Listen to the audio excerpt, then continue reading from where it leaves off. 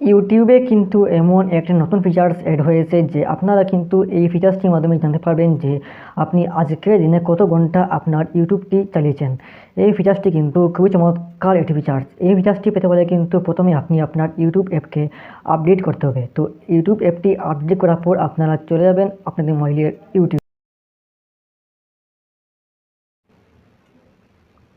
ইউটিউবে আসার পর নিচে থেকে আপনাদের প্রোফাইল আইকনটিতে একটি ক্লিক করবেন।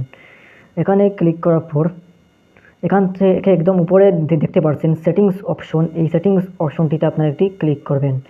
এখানে ক্লিক করার পর এখান থেকে আপনারা দেখতে পাচ্ছেন টাইম ম্যানেজমেন্ট, এই টাইম ম্যানেজমেন্ট অপশনটিতে আপনারা একটি ক্লিক করবেন।